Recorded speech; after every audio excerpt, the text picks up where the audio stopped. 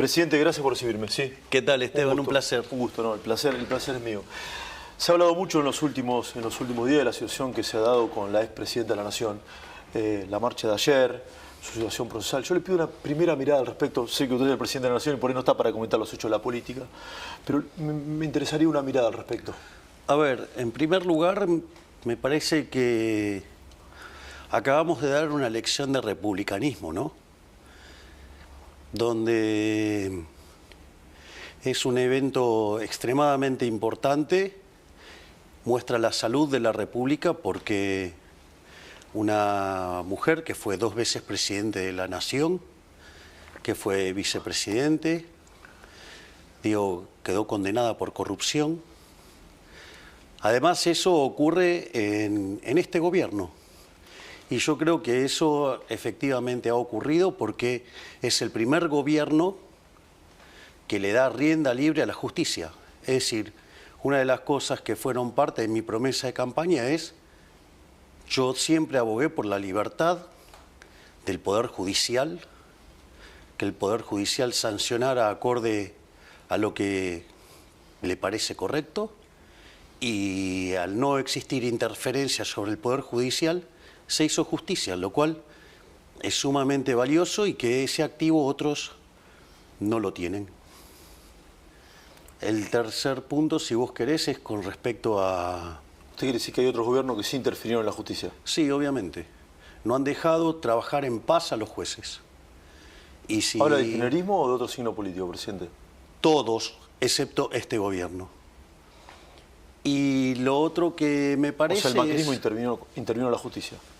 Bueno, digamos, al macrismo en la lógica en la cual se intentaba vender como el único opositor al kirchnerismo, siendo que fue el que después le permitió volver, ha jugado un rol en interferir las instituciones, a punto tal que, por ejemplo, en lo que hizo Pichetto en la Cámara de Senadores, cubriéndolo a Cristina, después se lo pagaron dándole la candidatura a vicepresidente, ¿no?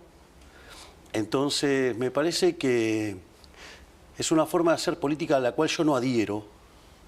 Por eso también está el ejército de imbéciles que viven hablando de pactos y de conspiraciones, que además después los hechos demuestran que están equivocados y en lugar de pedir disculpas y aceptar que se equivocaron, redoblan la encuesta diciendo otro tipo de barbaridades.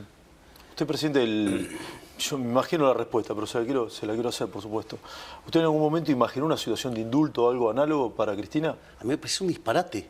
A ver, Esteban, si yo vivo pregonando la independencia de la justicia, que la justicia falle y haga lo que considera pertinente, que dicho sea de paso es una materia que además no manejo. No tengo ni la más mínima intención de algo así, porque aparte nuestro lema de campaña es: el que las hace, las paga. Entonces, ¿qué es eso? A mí me parece aberrante. ¿El indulto le parece aberrante? Aberrante. Es decir, porque significaría que, como no estoy de acuerdo con lo que hizo la justicia, en caso de que yo estuviera en desacuerdo, lo cual, además, tampoco me compete tener, digamos, esa opinión, por decirlo de alguna manera, en el lugar que estoy. Vos fijate que esto, a mí durante la campaña, todo el tiempo me pedían que me expida sobre estos temas y yo siempre dije lo mismo: hay que dejar actuar a la justicia tranquila. Lo que a mí más me sorprende es que los que más hacen este tipo de ataque son los ñoños republicanos, cuando en realidad el punto es: no hay que interferir en la justicia. Si yo estoy aplicando para el Poder Ejecutivo, como era en la campaña, no tengo por qué interferir. Si soy el Poder Ejecutivo, porque además la gente me eligió para ocupar esta silla, no debo interferir. ¿Y qué es lo que hago? No interfiero. Y cuando no interfiero es interesante, porque aparece la justicia. Ahora, presidente, usted no quiere opinar del fallo, entonces. Pero además, primero porque no soy una persona idónea en la materia. Primer punto. Segundo punto, la justicia es independiente y lo que falle es el criterio de la justicia y como tal hay que acatarlo. Ayer Cristina planteó algo así como que este gobierno, este modelo, dijo, se cae. ¿Este modelo se cae, presidente? habría que ver qué es lo que ella considera se cae, digamos. Ella es parte de uno de los peores gobiernos de la historia, ¿no? Es decir, por ejemplo, durante su segundo mandato, ella logró que el PBI per cápita cayera, es decir, porque el PBI se mantuvo constante durante su segundo mandato, pero en un contexto donde Argentina, dado que tuvo los mejores términos de intercambio de la historia, debería haber crecido al 11 per cápita. Es decir, Argentina podría haber hecho una revolución durante su segundo mandato y, sin embargo, no lo hizo. Además, fue parte del desastroso, deplorable e inmundo gobierno de Alberto Fernández, que, entre otras cosas, además nos encerraron a todos, ¿no? Pero se fueron con una inflación que viajaba a más del 1% diario. De hecho, la inflación mayorista de diciembre había sido del 54,5%. Eso anualizado daba 17.000. Y no sé, digamos, cómo... Digamos, lo que pasa es que ella, digamos, tengo dudas de sus conocimientos sobre derecho. Y además, o sea, en términos de economía, es profundamente ignorante. Por ejemplo, la inflación es el mejor síntoma de que la economía está enferma, por decirlo de alguna manera.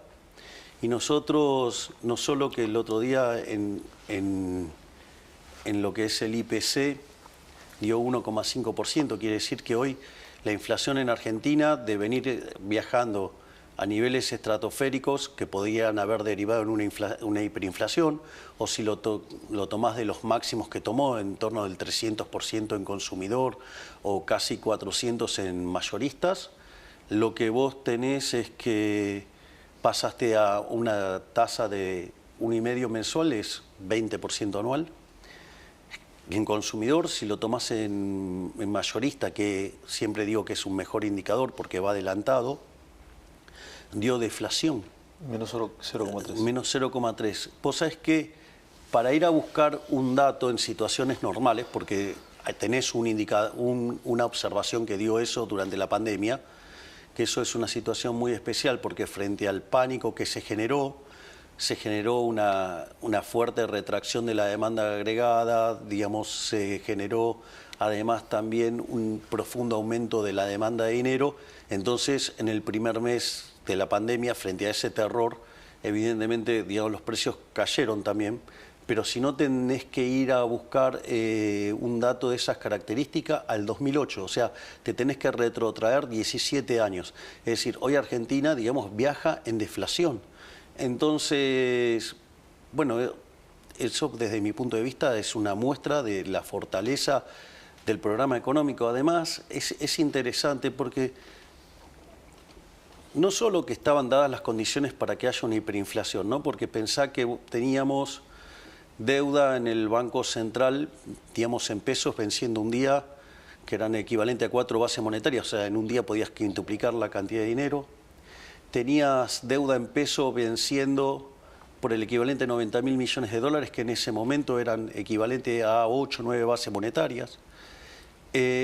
Además teníamos un sobrante monetario peor que el que había en la previa del Rodrigazo, que implicó sextuplicar la tasa de inflación, o sea, con lo cual se hubiera multiplicado por 12 como si nada. Además tenías reservas internacionales netas negativas, el acuerdo con el fondo caído, tenías además la deuda de la CIRA por 45.000 millones de dólares. Por lo tanto, la situación, y además tenías indicadores sociales que eran peores que los del 2001. Con lo cual estaba todo dado para tener la peor crisis de la historia. La inflación la estamos domando y vos fíjate... ¿Y hoy cómo estamos, presidente? Estamos muchísimo mejor.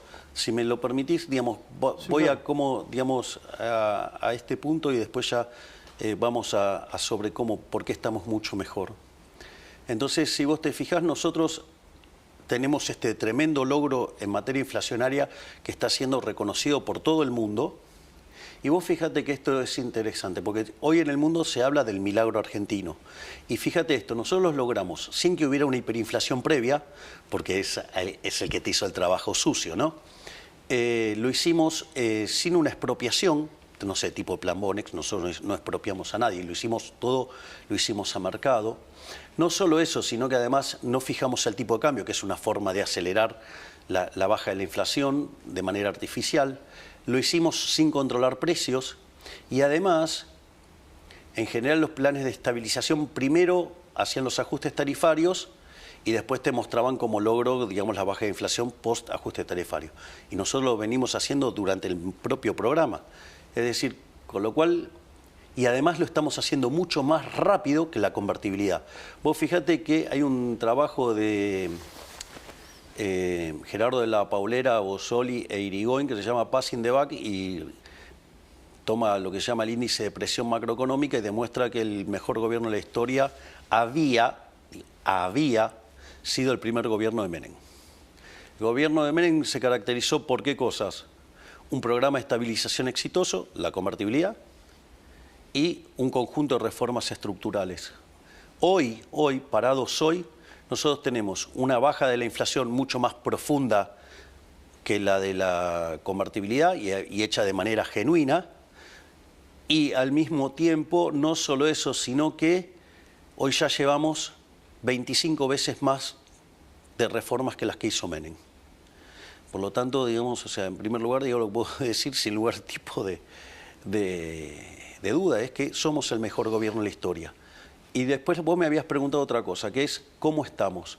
Mirá, lo primero es, nosotros primero dijeron que no íbamos a poder estabilizar. Cuando empezamos a estabilizar, empezaron a decir que íbamos a hundir a la economía en una gran depresión. Ajustes de la mitad del que hicimos nosotros ajustamos 15 puntos del PBI, generaron caídas de por lo menos, o sea, ajustes de la mitad, caídas de 15% del PBI.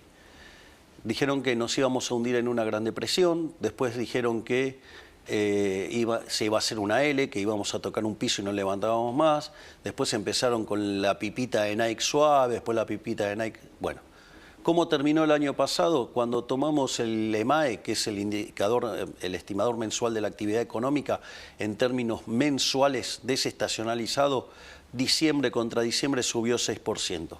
Cuando yo miro el PBI del primer trimestre, subió 6%. Cuando miro el PBI del segundo trimestre, lo está haciendo al 8%.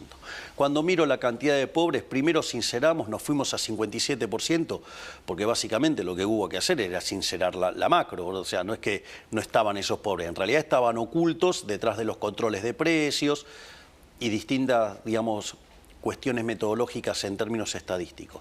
Entonces, cuando vos lo sinceraste, bueno, se fue a 57%. Bueno, hoy está en 35%. ¿Qué quiere decir? Que bajamos 22 puntos porcentuales de la pobreza. Sacamos a más de 10 millones de personas de la pobreza. No solo eso, tenías 2 de cada 3 chicos pobres, hoy tenés 1 de cada 2. Entonces, digo, las mejores están... Es más, el salario real... O sea, los salarios respecto a los precios vienen mejorando desde hace 12 meses. Entonces, es más, estamos en récord de puestos de trabajo. Por lo tanto, está funcionando. Lo que pasa que hay que entender es que nosotros venimos de un desastre. Y lo que nosotros estamos haciendo es hacer las cosas seriamente. Digamos, los atajos no te llevan a ningún lado. Hay sectores de la economía que plantean, ¿sí?, que falta empleo en Argentina, que hay una crisis de empleo, y otro sector habla de que Argentina está muy caro en dólares. Primero voy con el empleo, presidente. A ver, digamos, no se manifiesta en aumento del desempleo, así que digamos... la economía se caracteriza por tener muchos sectores, o sea, la economía no es de un solo producto, de un solo agente. Eso es una abstracción que les puede resultar cómoda a determinados economistas, pero la vida real, digamos, es heterogénea, sí. Entonces a algunos sectores les va mejor, a otros les va peor. Es más, yo te diría que vos podrías hacer una matriz de doble entrada. A los que le va bien y los que le va mal, sí, digamos, porque... Lo que está ocurriendo es que vos tenés un modelo que genera muchos cambios estructurales. Los cambios estructurales no son neutrales. O sea, hay sectores a los que les va a ir mejor y hay sectores a los que les va a ir peor. Ahora, es decir, digamos, ahora, dentro de los que les va mejor están los que se prepararon para el cambio, o sea, la vieron y se subieron a eso, entonces le está yendo muy bien. Después tenés sector, digamos, el sector que le toca, digamos, o sea, está siendo favorecido por esta situación. Bueno, que no hicieron nada. Bueno, entonces les va bien, pero no tanto. Ahora, después están los que digamos, en el cambio de estructura quedan relegados. La industria, por ejemplo, algunos sectores de la industria. Bueno, puede ser, digamos, en el fondo, digamos, vos estás generando un sinceramiento de la economía. O sea, vos estás haciendo una economía libre. Entonces, todos los sectores protegidos, subvencionados, digamos, o sea, los que viven de los demás, sin competir, y bueno. Hay sectores de industria que se van a tener que reconvertir, entonces. Exactamente. Bueno, pero es parte de la vida. Entonces, vos tenés... No hay marcha atrás con eso. Pero de vuelta, explícame por qué yo tengo que cobrarte impuestos a vos, a él, a todos los que están acá, para subvencionar a alguien que no hace bien su trabajo. Explícamelo por qué. Digo, porque vos si haces mal tu trabajo te echan, te aviso. Entonces digo, ¿por qué? ¿Qué hay gente que tiene privilegios? Entonces no, acá se compite, El que hace bien las cosas, le va bien. El que no hace las cosas bien, quiebra. Dejo el dólar para más adelante. Para competir, muchos sectores reclaman reforma laboral e impositiva. Sí, siempre piden algo. ¿Sabes qué? De hecho, nosotros hemos avanzado en la reforma laboral, digamos, tienen la potestad de poder negociar entre las partes. Después no lo hacen. Bueno, digo, o sea, también, ¿qué quieren? Digamos, o sea, yo no los voy a llevar de la mano. O sea, esta economía, la libertad, ¿sabes qué? Digamos, la libertad implica que vos podés hacer todo lo que vos quieras, mientras que no vulneres el derecho a la vida, a la libertad y a la propiedad de los demás. O sea, vale el principio de no agresión. ¿Ok? Ahora, así como vos te vas a poder apropiar del fruto de tu trabajo, también te tenés que hacer cargo de los costos. Sí, ahora, ¿son reformas a futuro esas o no? Nosotros ya hicimos 2.500 reformas, Esteban. Es decir, ahora, ¿que vamos a seguir? Sí, no tengas duda. Nosotros vamos a seguir haciendo reformas hasta convertirnos en el país más libre del planeta Tierra. Eso no tengas duda. Ahora, dicho eso, digo, también... tenemos que pasarlas por el Congreso, para algunas reformas tengo músculo, para otras no. Entonces, bueno, o sea, de vuelta, las cosas no son instantáneas. Ahora, el punto, y después también lo que veo es que, no sé, tenés que hacer, por decir algo, 1000 reformas, hiciste 999 y la importante es la que falta siempre. La verdad que, bueno, se nota que mucha gente, ¿viste? ¿A los gobiernos no peronistas se le exige más? Eso no tengas duda. ¿Hay una vara distinta para medir al gobierno peronista y al no peronista? Definitivamente. Sí. Recién le planteaba lo del dólar. ¿Argentina está caro en dólares? La pregunta es, ¿el tipo de cambio está intervenido? No, hay bandas. Flota. Flota. Ok, ¿no? Te diría Josovich, sí, ¿no? sí. Flota. Gritó más igual Josovich. Bueno, está bien, sí. digamos, ok, digamos. Sí. Pero, ¿cómo es que está caro? Si el tipo de cambio es libre. El tipo de cambio es libre. Es decir, no se puede ser tan arrogante. Mira, hay una serie de trabajos de Hayek sobre el uso del conocimiento en la sociedad, digamos, y distintos trabajos, o por ejemplo la propia su último libro, La fatal arrogancia. Mira, vos para saber cuál es el vector de precios de equilibrio de una economía, vos deberías conocer las preferencias de los agentes de la economía, o sea, pasados, presente y futuro. Deberías conocer la tecnología, pasada, presente, futura. Deberías conocer cómo evoluciona la población y, digamos, cómo evolucionan las preferencias de esa población. Deberías conocer, básicamente, las dotaciones de la economía, la cual encima, además, con los descubrimientos va cambiando. Sí, fluctuante, claro. Bien, exacto. Entonces, ¿qué quiere decir esto? Que vos para saber todo eso deberías ser omnisciente, omnipresente y omnipotente. O sea, ¿qué quiere decir esto? No hay manera, ¿sí?, de que vos conozcas el vector de precio de equilibrio. Lo que hemos descubierto es que el proceso de orden espontáneo del mercado permite que cada uno aporte su información en sus decisiones de compra y de venta, y eso hace que el sistema genere el mejor resultado posible. Pero, digamos, nadie conoce ese vector. Con lo cual, lo primero que te diría es, los que están diciendo que está caro, digo, yo lo primero que le preguntaría es, che, ¿vos conocés el vector de precio de equilibrio de toda la economía? Si te dice que sí, sabes que es un chanta. El segundo punto es, che, si flota y es libre el tipo de cambio, digo, ¿quién sos vos para hacer un juicio de valor? ¿qué es lo que me estás diciendo? Que todo el conjunto de individuos que participan en el mercado, o sea, tanto local como internacional, están todos equivocados y el único que sabe lo que es sos vos. O sea, y después, fíjate esto. Una cosa es el que opina, otra cosa es el que pone el bolsillo. Vos fíjate cómo los economistas le viven errando todo el tiempo a las previsiones de inflación y siempre el mercado está mucho más cerca, digamos, por lo que las tasas de inflación implícita en los precios de los bonos. ¿Qué quiere decir esto? Mira, yo te voy a decir algo. Yo el otro día hablaba con De Pablo, le dije... ¿Profe De Pablo? El profe De Pablo, sí, que había una frase que me parecía que era de él y él me dijo, no es mía, pero podría ser mía. Y la frase dice, el oráculo de Delfos daba consejos, pero no tomaba decisiones. La característica de este gobierno es un gobierno que toma decisiones.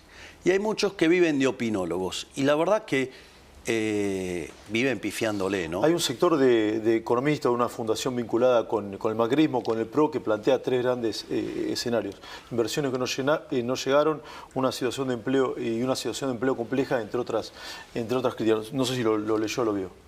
No, ya cuando miré la primera definición de otro pifiador serial malintencionado como la Cunza,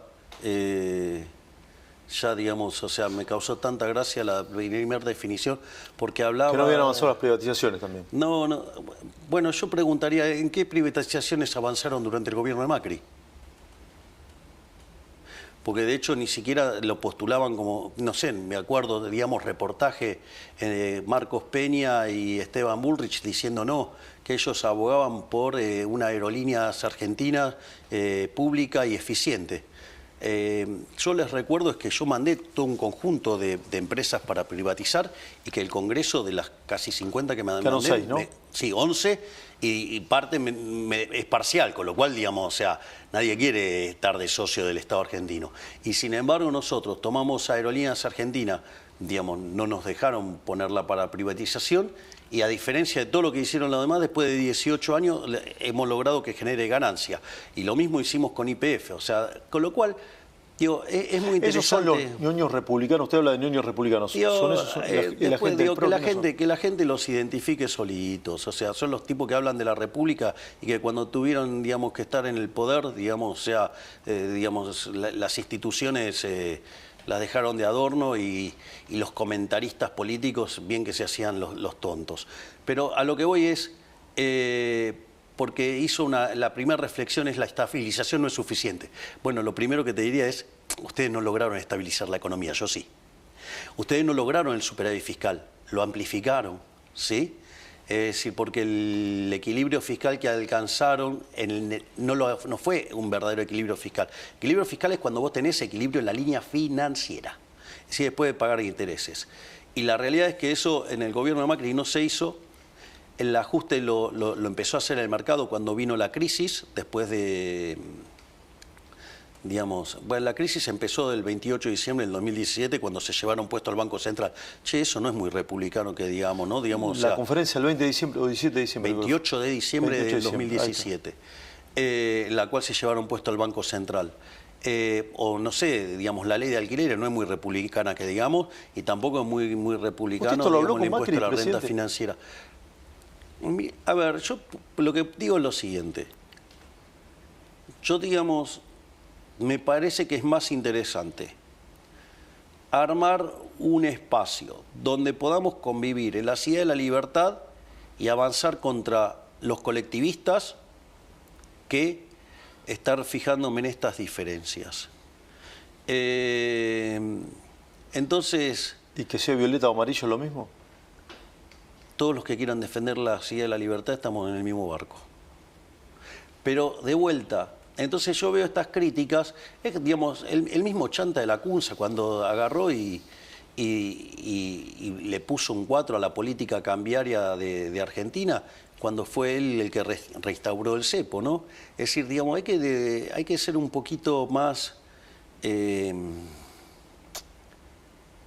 humilde. Digamos, o sea, tenés que tener autoridad moral para opinar. Si vos pusiste el cepo, digamos, la verdad que ponerte a opinar sobre la política cambiaria es bastante... ¿Y quién tiene autoridad moral para hablar en Argentina de esos temas? en términos de resultados, Sí. nadie. Pifiaron todos. O sea, y lo más interesante es que todos los economistas le vienen pifiando todos y los únicos que acertamos somos nosotros. Sí. Hay algunos que aciertan, ¿sí? Hay gente que trabaja muy seriamente, como por ejemplo Ricardo Arriazu. Ricardo Arriazu al inicio desconfiaba, después cuando empezó a ¿Fue ver... crítico usted? Sí, pero después, digamos, se dio cuenta cómo venía la cosa y corrigió. Y hay otros economistas que también trabajan muy bien, digamos, o sea, el propio profe de Pablo, digamos. Bueno, Suchovich planteó también que... Claudio, bueno, Sí. Claudio es una persona muy razonable. Planteó algún tema de consumo también. Mira, yo creo, digo, si me lo permitís, Sí, voy por a ser supuesto. técnico. Sí, sí, por acá. supuesto. En mi otra vida, Sí. cuando era... La audiencia define el mercado. Sí. Cuando era un economista profesional, yo una de las cosas que hacía me dedicaba a hacer modelos de simulación macro. Entonces, vos venías, me pedías que te simulara un programa económico y yo te lo hacía. De hecho, lo hice para Guillermo Francos, que era el ala liberal de los que estaban con Scioli. Lo hice para Carlos Melconian cuando estaba para la candidatura de Mauricio Macri, cuando después llegó a ser presidente. Y lo hice también para Guillermo Nielsen, que en ese momento estaba con Massa. O sea, con lo cual vos me traías un programa económico y yo, digamos, te lo simulaba y te decía lo que te iba a dar de resultado. Dentro de las cosas que tenía que estimadas adentro de ese modelo, tenía que tener una función de consumo. Una de las cosas que pasaba con la función de consumo es que yo traté de ver cómo funcionaba con las ventas de supermercado y las ventas de shopping. Bueno, no da nada, no da nada, nada. Econométricamente no da nada. Igual el último dato de supermercado dio 9 arriba y shopping dio casi 20 arriba. Pero al margen de eso, la forma en la cual, digamos, se estima el consumo sale por diferencia. Por lo tanto, después vamos, o sea, vos tenés estimación de la producción. Yo tengo una pregunta, ¿vos te crees que el tipo que produce es un imbécil y que produce para tener guardado inventarios, que eso lo que hace es bajarte el retorno? Porque cuando el retorno de una compañía es margen por rotación. Dados los márgenes, si vos le bajás la rotación, vas a ganar menos plata. ¿Vos te crees que los empresarios se dedican a perder plata? Entonces, ¿cómo es que sube la producción si no tienen consumo? Primer punto, digamos, por favor, digamos, o sea, pero claro, tienen menos calle que Venecia estos idiotas. Ese es el primer punto. El segundo punto es, cuando vos haces la estimación del consumo, sale por residuo, es decir, vos tenés una estimación de la producción, tenés de las importaciones, tenés de las exportaciones, tenés la inversión, tenés el gasto público y sacás por diferencia el consumo. Entonces, ahora cuando vengan las cuentas nacionales y salga el consumo, vamos a ver si el consumo está subiendo o no. O sea, con lo cual, digamos, le hago un desafío así abierto a todos estos econochantas. Y te voy a decir algo, el problema es que cambió la metodología bajo la cual la gente consume. Digamos, es mejor proxy mirar qué está pasando con las ventas de Mercado Libre que cualquier indicador de estos, digamos, que tenemos de... Es decir, ¿es más fiable el pronóstico o el número que pueda tener Mercado Libre en ventas que... Absolutamente. Si la gente se la pasa comprando, digamos, por Mercado Libre y usa Mercado de Pago. Entonces, de vuelta, digo, parece que no aprenden, pero tampoco quieren aprender. Entonces, pero por eso te dejo planteado el desafío. Sí. Cuando salgan las cuentas nacionales, vení y hablamos volvemos a hacer una entrevista. Y hablamos de qué pasó con el consumo, a ver qué dio. Así, digamos, terminamos con estos econochantas mentirosos de una vez, que dejen de mentirle a la gente. Que dicho sea de paso, algunos de ellos haciendo sus grandes asesoramientos sobre el tipo de cambio, mandaron a la quiebra a empresas. Ejemplo, Melconian mandando a la quiebra a Groboco Patel, apostando $1 de 2.000 pesos. Dale. Presidente, hace mucho tiempo está hablando de la Asociación de los Jubilados. Se aprobó en la Cámara de Diputados una reforma que tiene en cuenta la actualización de un bono y una moratoria. Usted ya dijo que va a vetar si eso se transforma en ley.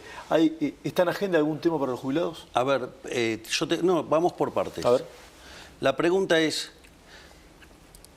demagógicamente, el Congreso decidió reventar 2 puntos del PBI. La pregunta es ¿con qué lo pago? Moratoria y actualización son 2 puntos del PBI. 2 puntos del PBI. Es decir, nos exterminan el equilibrio fiscal. La pregunta, o sea, y lo hacen a propósito. ¿Vos te crees que no saben que, digamos, ya digamos, está probado que el modelo funciona? Lo que pasa es que están tratando de romper al gobierno. Usan una causa noble como la de los jubilados, tratando de romper al gobierno. O sea, pero digo, ¿vos te crees que le importa a los jubilados? Yo te recuerdo que el gobierno anterior se fue con jubilaciones de $80. Hoy son $320. No estoy diciendo que es mucho. Sí, lo que estoy diciendo es muy poco, que usted lo sabe. Está bien, pero bueno, muy poco, digamos, o sea, digamos, también, y digo, eso implica un juicio de valor muy particular. Porque, digo, pero está claro que de $80 pasamos a 320. Sí, Se multiplicaron por 4. Ok, en dólares, en una economía que hoy además es mucho más abierta, con lo cual compran mucho más esos dólares. Dicho esto, ahora, los que proponen esto son los mismos que dieron jubilaciones sin aporte. O sea, son los que quebraron el sistema, porque si el... Está quebrado el sistema. Claro, obviamente, ellos quebraron el sistema. Si vos tenés aumento de, digamos, a ver, vos tenés un sistema de reparto. Primer gran estafa del kirchnerismo a los jubilados fue cuando se nacionalizaron las CFJPs. Es decir, y utilizaron el Fondo de Garantía de Sustentabilidad para hacer populismo, lo cual encima lo admitió la propia Cristina Fernández de Kirchner, que lo usaron para hacer populismo. ¿Cuándo vetó el 82% móvil? No, cuando explicó cómo se gastaban la plata de los jubilados. Entonces, digamos, una de las fuentes que financia las jubilaciones, digamos, se la patinaron. Eso no es solo eso, sino que además, como si todo esto fuera poco, hoy de hecho son más aquellos que se jubilaron sin aportes que los que lo hicieron con aportes. Con lo cual, si vos tenés una determinada cantidad de donde vos sacás la plata y ponés más manos a sacar plata y, digamos, aquellos que, digamos, no les gustan las jubilaciones, bueno, tendrían que agarrar y decirle a Cristina que por culpa de ella hoy podrían estar cobrando $640 y cobran 320 porque duplicó la cantidad de jubilados sin aporte. Entonces, si además eso vos le agregás que tuviste un mercado laboral hiper inflexible, digamos, y con todo esto de que no, los derechos y no sé qué cosa, y vos tenés clavada la cantidad de impuestos del sector privado desde el año 2011, bueno, ¿qué es lo que te pasó? Vos te aumentó sustancialmente la informalidad en la economía argentina. Bueno, ese aumento de la informalidad en la economía argentina hace que haya menos gente aportando al sistema. Y lo que vos podés pagar de jubilaciones, vos es entre los que aportan y los que reciben los beneficiarios. Entonces, si vos duplicaste los beneficiarios, digamos, reventaste la capacidad de la economía para generar aportantes y, bueno, algún problema evidentemente vas a tener. Lo que nosotros estamos tratando de hacer son soluciones serias que arreglen los problemas. Ahora, el problema es que no hay soluciones mágicas que te arreglen todo de un día para el otro, porque si vos crees que podés hacer eso, bueno, vamos a seguir rompiendo a toda la economía como la vienen rompiendo hace 100 años, en especial los últimos 20. No hay flujo hoy genuino económico para pagarle más a los jubilados. No, de hecho están así que, digamos, solamente de lo que surge del sistema previsional es una parte de lo que lo financia, el resto se financia con otros tipos de impuestos. Entonces, y ahora vos que me venís a proponer aumentar 2 puntos del PBI del gasto público, ¿me decís con qué lo financio, Esteban? ¿Qué lo financio con emisión monetaria? O sea, cuál es financiarlo con un impuesto altamente regresivo que golpea más fuerte sobre los sectores más vulnerables. O sea, volvemos de vuelta a las andadas de la emisión, la inflación y generar pobres. Me parece que eso no. La otra que es, digo, ¿qué vas a recurrir? Al disparate de financiarlo con deuda. Un problema de flujo lo vas a resolver con deuda. Bueno, me parece que, digamos, si haces eso, digamos, te vas a estrolar, o sea, con lo cual no vas a pagar la deuda, con lo cual la tasa de interés se va a ir a las nubes y por ende la economía no va a poder crecer porque, digamos, si vos tenés altas tasas de interés, o sea, tenés alto riesgo país, o sea, ¿qué es lo que ocurre? Vos no invertís, no acumulás capital, no creces y tenés salarios miserables, con lo cual tampoco vas a poder pagar buenas jubilaciones. La otra alternativa, ¿qué vas a hacer? ¿Vas a cobrar impuestos? O sea, ¿vas a matar el crecimiento, digamos? O sea, ¿vas a impuestos? ¿Querés que nos cobren? O sea, que digan cómo quieren financiarlo. O que digan qué gasto público quieren que bajemos. Presidente, todos los miércoles se hace una marcha, que cada uno califique como quiera, esa de los jubilados. Pero esto lo introduzco con una pregunta que quería hacer al comienzo. ¿Teme que haya una espiral de violencia en la Argentina después de lo que pasó con Cristina, de algunos ataques a medios de comunicación, ataques a algunos periodistas? ¿Teme una espiral de violencia o cree que es un sector minoritario e inorgánico? No, yo creo que es un sector minoritario que no acepta las reglas de la democracia. Es decir, democracia es solo cuando ganan ellos, y si no, pero yo creo que son minoritarios, o sea, no son una mayoría. Y además cada vez esas expresiones son más chiquitas, ¿no? Cuando uno ve cómo está evolucionando la cantidad de la convocatoria de las distintas marchas, es decir, el ritmo en el cual se viene cayendo la participación es verdaderamente grosera, porque yo creo que tarde o temprano la gente va a entender lo siniestro y nefasto que son la gran mayoría de los políticos argentinos, que detrás de, digamos, que esconden los curros detrás de causas nobles. Es decir, esconden los curros detrás de sectores muy sensibles. Digo, ya lo hicieron con la educación, ¿no? O sea, detrás de la educación esconden sus curros. Entonces, cuando vos vas a atacar los curros, pedís auditoría, te dicen que vos estás atacando la educación. No, no estás atacando la educación, estás atacando a los chorros que viven de robarse la plata de la educación. Esto es todo igual. O sea, yo creo que la gente, afortunadamente, está madurando y le está sacando la ficha a los políticos. Se están dando cuenta del tipo de delincuentes que son. Habló de gente y de convocatoria. ¿Esperaba más gente en la marcha de ayer? Yo no tengo por qué esperar nada, que la gente se manifieste y haga lo que quiera. Es decir, yo la marcha de ayer, ¿sabés cómo la vi? Yo dije como ayer... un partido homenaje. ¿Cómo? Como un partido homenaje. Como que alguien se retira, digamos. Claro, cuando se retira un jugador de fútbol, ¿viste? Que le hacen un partido homenaje. Sí. Bueno, lo vi así, digamos, toda la gente fue, digamos, a despedir a alguien. A despedir a la señora Kirchner porque está inhabilitada de manera perpetua de ejercer cargos públicos. Los homenajes generalmente son a buenos jugadores. En este caso, que ahora fueron a despedir a otro medio patadura, ¿cómo sería eso? No, porque si vos te fijás a la declaración de la gente, que esto es otro de los grandes daños que hizo el kirchnerismo, que es el daño cultural, que es el daño en los valores éticos y morales de la sociedad. O sea, no cuestionaban que robaran. De hecho, les parecía bien porque había repartido el botín con ellos. Y después hay algunas reflexiones que uno debería entender también la gente. Digamos, o sea, la gente no tiene por qué saber de economía. Entonces, ¿qué es lo que pasa? Digamos, porque la gente dice, bueno, yo estaba mejor. Bueno, a ver, veamos qué es yo estaba mejor. Te espoleo la respuesta, porque te comiste el capital. Y encima no te comiste tu capital, te comiste el de otro. Pero vamos a hacerlo con un ejemplo para que se entienda. Suponete que vos, digamos, decidís con tu familia irte de jarana a Europa. Entonces, hipotecás tu casa, prendás tu auto y tomás esos fondos y te vas de joda a Europa. Y se pasan la gran vida, la verdad que la están pasando fenómeno, o sea, se están divirtiendo y llega un momento que se empiezan a quedar sin plata. Entonces, digo, se tienen que volver porque ya no tienen, se están quedando sin combustible. Cuando vos volvés a la Argentina, ¿qué te pasa? No tenés trabajo, digo, porque te estuviste afuera, perdiste tu trabajo, no tenés ingresos y el banco te va a ejecutar la hipoteca y la prenda. Con lo cual vas a volver y se van a quedar todos en la calle. Y sin auto. Claro, bueno, por eso, sin calle y sin casa y sin auto. ¿Cómo claramente vos podrías decir, antes estabas mejor? Sí, claro, te estabas consumiendo el capital. Entonces, cuando te consumís el capital, te pasa eso. Antes estaba mejor, sí, porque te consumiste el capital. Ahora, eso, digamos, en ese caso, de última, vos tomaste malas decisiones, vos pagás el costo, no pasa nada.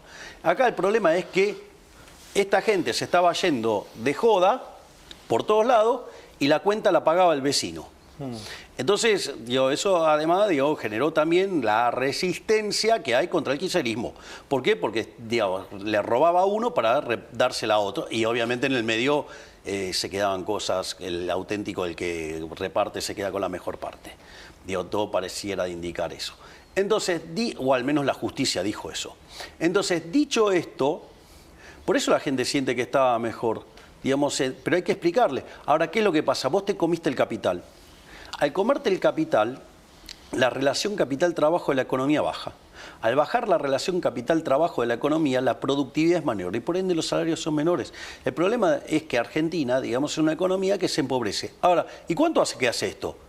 Hace 100 años que hace esto, donde en los años del kirchnerismo fue muchísimo más violento. Pero esto, digamos, no es nuevo. O sea, lo que pasa es que eso es lo que hay que entender, cómo devastaron la economía, descapitalizaron la economía. Es más, se vivían jactando del consumo. Bueno, jactarte del consumo implica, ¿sí?, que vos no estás ahorrando. Y si vos no ahorrás, no invertís. Sí, vuelvo, si me permite, vuelvo sobre la violencia, porque se dijo usted autoritario, nazi y un montón de otras improperios en muchas de estas marchas. ¿Cree que hay consenso social para la violencia o, insisto, o es un grupo menor? No, yo creo que son un grupo minoritario. Son una minoría ruidosa. Y cada vez son menos. ¿Cada vez son menos? Sí. ¿Quién cree que es su rival político? Yo no miro la política en esos términos. O sea, a mí me llama la atención, digamos, de gran parte de los analistas políticos locales que parecieran vivir en la edad de piedra. O sea son neandertals. Yo no miro la política en esos términos. O sea, yo miro esto como un trabajo, Esteban. Sí. A mí me dieron un job description. Mi job description era bajar la inflación y terminar con la inseguridad. La inflación la estamos aniquilando. La inseguridad tenemos los niveles más bajos de la historia. Listo, yo, digamos, estoy haciendo mi trabajo. O sea, yo lo que tengo que hacer es, yo ¿sabes qué hago? Le hago delivery a la gente. ¿Cómo es eso? Claro, de vuelta, cuando nosotros empezamos éramos un montón de promesas. De hecho, nosotros teníamos un programa de gobierno muy ambicioso, porque no es que teníamos un gobierno, que de hecho todo el mundo decía que era imposible. Bueno, nosotros no solo estamos demostrando que es posible, sino que además nosotros hoy ya, a 1 año y medio de gobierno, sobrecumplimos todas las promesas de campaña. Fíjate esto, nosotros hablamos de motosierra para el equilibrio fiscal.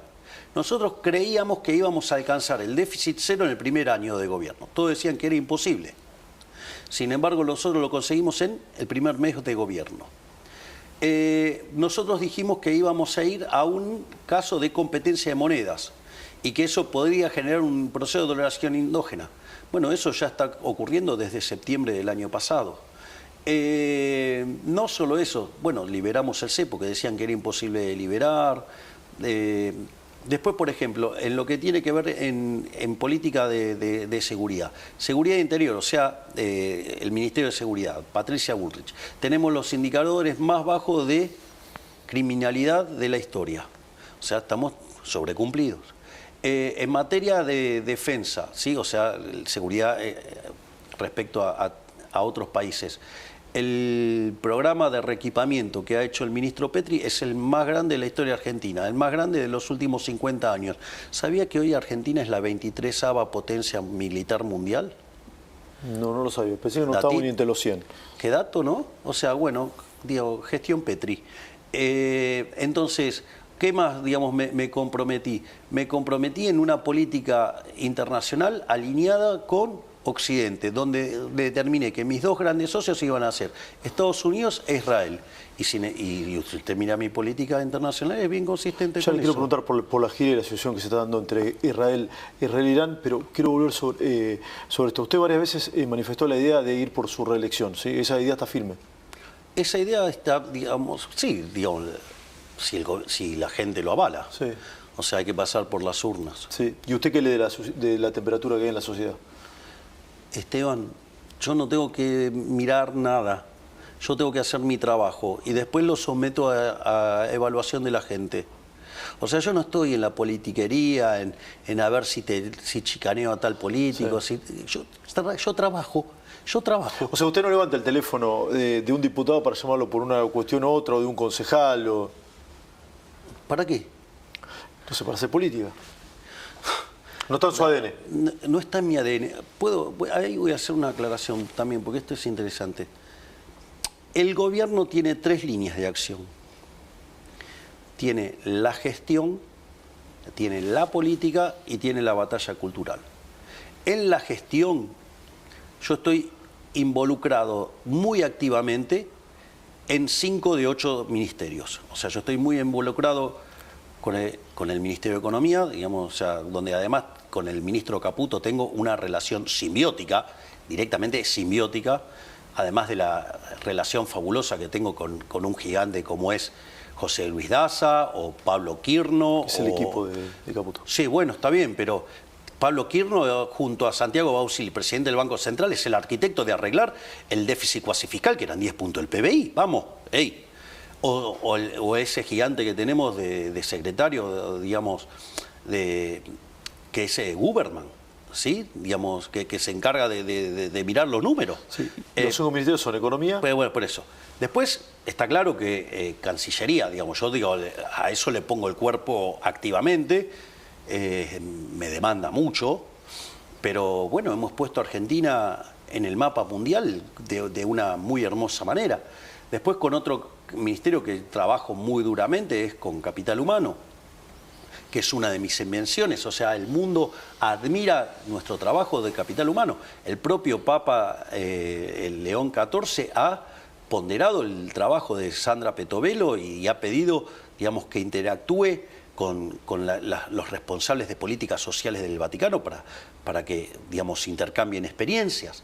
No solo eso, digamos, el Ministerio de Desregulación, otra de las criaturas que ha inventado, digamos, donde Sturzenegger, digamos, hoy, digamos, es un referente mundial por la tarea enorme que estamos haciendo, donde estos 2 ministerios son 2 ministerios pura y exclusivamente aplicados a generar crecimiento económico. Y ¿cómo es? Digamos, ahí, digamos, o sea, también, digamos, hay una... Y seguridad, me imagino. Bueno, con la doctora Bullrich yo me junto una vez cada 2 semanas. O sea, trabajamos de una manera... Bueno, es impresionante lo que acaba de hacer ahora, que vendría a ser una suerte del FBI argentino. O sea, digamos, es una ministra excepcional. Digo, yo digo, solo tengo palabras de admiración y sobre todas las cosas de agradecimiento con la ministra Bullrich. Sí, presidente, hablaba de la gestión... No, pero espere, sí, a ver. Claro, pero no, quiero aclarar porque después, porque yo suelo mencionarlos menos a los 3 ministros que restan, pero es porque no sé del tema. Es decir, la realidad es que Mariano Cunha Olivarona hace un trabajo espectacular en justicia, pero no soy una persona idónea en términos de derecho. Bueno, si de derecho no soy bueno, imagínese en temas de salud, digamos, Mario Lugones hace un trabajo fenomenal y yo no sé el nombre ni de los huesos. El otro día fui a una reunión y dije, me enteré que la primer cervical se llama Atlas. O sea... No sé los nombres. Entonces, digamos, o sea, no es, digamos, ¿qué le puede opinar? O sea, por eso a veces no los menciono. ¿Y usted lo deja decidir? Sí, bueno, y me falta el ministro Petri, que es una superestrella, ¿no? Porque todos conocen lo que hace en materia de defensa, pero, digamos, la gente no sabe que es un gran ministro, y además de un ser humano formidable. Porque, por ejemplo, nosotros a veces discutimos cuestiones en gabinete y algunas requieren leyes, otras decretos, otras, digamos, circulares. Sí. El presidente habló de salud, está el tema del Garrahan, de los médicos del Garrahan. Sí, ahora hablamos, yo no tengo problema. Ahora, digamos, y de repente al otro día aparece Petri con la solución. O sea, es un ministro, digamos, es un superministro, y ni que hablar, digamos, de la muñeca de Guillermo Francos. Pero... Le hacía el paréntesis de los médicos del Garrahan, bueno, llegó a hablar de salud. Sí, pero digo, terminemos con este bloque y vamos a lo del Garrahan. Yo no tengo ningún problema de discutirlo al hueso. Después está la parte de la política. Digo, usted puede ir y hablar con mi hermana, que es quien, digamos, que dicho sea de paso, la gente no tiene idea de lo difícil que es armar partido en un distrito. Es muy complicado, es muy complicado. Bueno, armó 17 en 6 meses. Y en las últimas, y todas las elecciones que participó, por ejemplo, el kirchnerismo lo pasó por arriba. A todos los que son los competidores nacionales, los pasó por arriba. Digo, el mejor ejemplo es lo que pasó en la ciudad. Así es que, pero yo, digamos, ahí yo reconozco que no tengo talento y además no me gusta. Entonces... ¿No le gusta el partidismo político? No, a mí no me gusta en general la política, a mí me gusta trabajar. Digamos, a mí me gusta la gestión. O sea, los políticos no trabajan. Y qué sé yo, rosquean, y a mí la rosca no tengo tolerancia para bancarme tanta rosca. Digo, no estoy diciendo que no sea importante, pero digo, por eso hay gente brillante que lo hace en mi lugar. O sea, pero digo, yo no me puedo involucrar porque no tengo talento para eso tampoco. O sea, no tengo talento, digo, no tengo, digamos, vocación para eso. O sea, yo digo, trabajar. Yo entiendo que trabajar, eso sí entiendo. De lo otro me cuesta más. Y decía la batalla cultural. Y después la batalla cultural es la parte que más me divierte. O sea, esa es la parte divertida del trabajo, que es expandir las ideas de la libertad por todo el mundo. O sea, en Argentina y en el mundo. ¿Y aquí estaría Caputo y Laje? Por dar dos ejemplos. Bueno, Agustín es un gran pensador, pero también hay que destacar el rol de Axel Kaiser, hay que destacar el rol de Adrián Rabier. Digo, la verdad que lo que están haciendo en Faro es algo verdaderamente muy bueno. O sea, y después, digamos, con Santiago Caputo, digo, igual que mi hermana, son parte del Triángulo de Hierro. O sea, no se rompe ese triángulo. Digo, a ver, ¿usted cambiaría equipo que gana? Yo no. Y bueno, ¿por qué pretende que yo lo cambie? No, yo no pretendo nada. Yo tampoco sé gestionar absolutamente nada. Sí, presidente, le preguntaba de los medios del Garrahan y su situación. Entonces vamos por parte. Primer punto. Nosotros le incrementamos los recursos al Garrahan un 240%. Muy por encima de todos los que dimos a otros lugares. Por lo tanto, o sea, nosotros no decimos que nos importa el Garrahan. O sea, lo manifestamos en hechos, poniendo plata. 240% aumentó la partida del Garrahan. Primer punto. Segundo punto. En el caso del Garrahan, usted tiene que en hospitales equivalentes, 2/3 de la nómina son médicos y 1/3 es administrativa. En Argentina, 70% de la nómina es administrativa. Es decir, usaron una causa noble e importante como la del Garrahan para esconder militantes políticos. Es decir, ¿qué es lo que nosotros pretendemos? Es un control biométrico de quiénes van y quiénes no van. Porque esa sobreplanta administrativa es la que le quita recursos a los médicos. Ese es otro punto. Otro punto también muy importante. ¿La plata de ese ahorro va a ir a los médicos? Obviamente, para eso está hecho. No es que vamos a achicarle la partida, es el ahorro que hacemos de sacar los que no trabajan, darle la plata a los que sí trabajan. Ese es otro punto. Después, otro punto más que es importante es el tema de las residencias. En otros países del mundo las residencias no son rentadas. No son rentadas. O, en otros casos, hasta pagan por las residencias. Nosotros ahora lo que estamos haciendo es que las residencias no sean hechas por extranjeros para que queden entre los argentinos y puedan, digamos así, generar más ingresos. Y después, otra cosa es, yo lamento que los que hicieron el reclamo mintieran. Y que además contaran con la connivencia, complicidad de periodistas que literalmente son unos delincuentes, unos mentirosos. Porque si van a hablar del reclamo y ponen con la línea de la pobreza, vos tenés que usar un ingreso de una persona, se compara con la línea de pobreza de una persona. No se compara la línea de pobreza de una familia tipo de 4 personas contra un ingreso, que era lo que estaban haciendo. Cuando decían la línea de pobreza es de 800.000 pesos, ese es el caso para 4 personas. La línea de pobreza es 360.000 pesos. Entonces, no mientan con las comparaciones. De hecho, si bien la diputada Juliana Santillán erró en el dato, porque usó el número de la verdadera base de comparación, que es la del individuo, y dijo que era para cuatro personas. Bueno, pero eso también es muy interesante, porque ella después lo corrigió en vivo, se dio cuenta que se había equivocado y lo corrigió. Pero ¿qué es lo más interesante? Que cuando cometió el error, las basuras de los periodistas, basuras que estaban ahí, le saltaron a la yugular. Que eso era básicamente de un individuo y que 800.000 era... porque se había equivocado, presidente. Está bien, pero entonces quiere decir que... quiere decir que esas basuras que ofician de periodistas sabían el número y cuando la persona del Garrahan estaba mintiendo, no lo tenían tan presente. No lo dijeron. No, ¿cómo? Si lo tenían presente para saltarle la yugular a la diputada Santillán, los mismos periodistas, digamos, no lo tenían presente cuando la persona del Garrahan... no tenía presente el número finito. La persona del Garrahan mentía.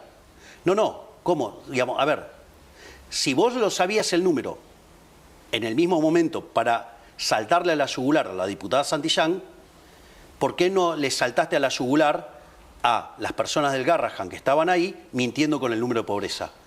Digo, hagamos un acuerdo de que dentro de... Así como yo digo que dentro de la profesión de economía está lleno de delincuentes, ¿sí? Bueno, hagan un mea culpa de los impresentables que tienen en sus filas, vamos. Digo, mienten, calumnian, injurian, digamos... porque esos son los que ensucian al resto del periodismo. Sí, presidente, es un tema para hablar. Son el 90% aparte, digamos, los que hacen todo este tipo de aberraciones. Parece insólito, pero tenemos que ir cerrando. Pero no es porque no quiera hablar de esto, pero le quiero, porque si no Adorni me va a matar. Y me hace así, corta, pelado. Pero no me lo dice por el tema, sino porque, por un tema de tiempo. No puedo dejar de hacer esta entrevista sin hablar de Israel. Usted volvió de aquel país, no bien se inició el bombardeo hacia los puntos estratégicos de Irán. ¿Cómo está esa situación y cómo lo está haciendo el gobierno? A ver, yo quiero que... acá hay que hacer varios puntos. Primer punto. Yo soy un aliado de Israel. Entonces, pero quiero que la gente entienda qué es lo que está pasando. Primer punto. Israel acepta que existan otros países. Eso es cierto. Irán no acepta que exista Israel. La verdad. Primer punto. O sea, digamos, usted tiene un caso de un país que quiere exterminar a otro. O sea, Irán es una teocracia que quiere exterminar al único país, a la única democracia libre de Medio Oriente. Los quiere exterminar. Entonces, digo, usted es muy difícil querer negociar con alguien que lo quiere exterminar. Primer punto. Segundo punto. Hay un elemento muy importante acá, y es que Israel, está dando la batalla de Occidente. Si usted se fija, digamos, a Israel no solo lo ataca Irán, sino que también los atacan los terroristas, llámese Hezbollah, Hamas, los Houthi, sí, digamos, o sea, todos atacan a Israel. Pero al mismo tiempo Israel también es atacado por la izquierda. Esto es muy importante porque hay toda una demonización de Israel y muy especialmente de mi queridísimo amigo Benjamín Netanyahu. ¿Sí? Y voy a explicar por qué, porque esto también es de una gravedad enorme. Porque los medios mienten abiertamente. Yo le voy a explicar algo. A Israel en el fondo lo atacan por dos cuestiones. Lo atacan los teocráticos porque lo quieren hacer desaparecer. Y lo ataca la izquierda básicamente porque Israel en el fondo son las bases del sistema capitalista. La base moral del capitalismo es la cultura judeocristiana. Entonces, el ataque a Israel tiene que ver con derrumbar los valores de Occidente y derrumbar el capitalismo. Por eso usted va a encontrar a la izquierda aliada con la teocracia. Y por eso lo quieren exterminar a Israel. Es decir, son socios ocasionales, o sea, la izquierda, digamos, y las teocracias en contra de Israel. Uno porque lo quiere exterminar, porque no quiere que exista, y el otro porque, digamos, quiere destrozar el capitalismo. Como parte de esa estrategia, la demonización de la izquierda, ¿sí?, lo que busca hacer es generar una sensación de que Israel sea como una suerte de leproso, ¿sí?, al cual todos se les alejan. Digamos. Entonces, ¿Y eso por qué lo hicieron? Porque Irán en paralelo se estaba armando y se estaba desarrollando como potencia nuclear. Usted imagínese que si se desarrolla Irán como potencia nuclear, el mundo está en problemas. De hecho, el primer ministro alemán lo dijo con claridad. Israel está haciendo el trabajo sucio que no hacen otros. De hecho, Israel, atentó contra la Argentina. Claro, a ver, Israel, obviamente, 2 veces, 2 atentados. AMIA, sí, Embajada de Israel. Exacto. 114 muertos, vamos. O sea, es un enemigo de Argentina, vamos. Irán es un enemigo de Argentina, y, sin duda. Claro. Sin duda. Y la pregunta es, ¿en qué gobierno se declaró digamos, a Hezbollah como terrorista, a Hamas como terrorista? ¿Quién lo hizo? El kirchnerismo, Cristina Fernández de Kirchner. No.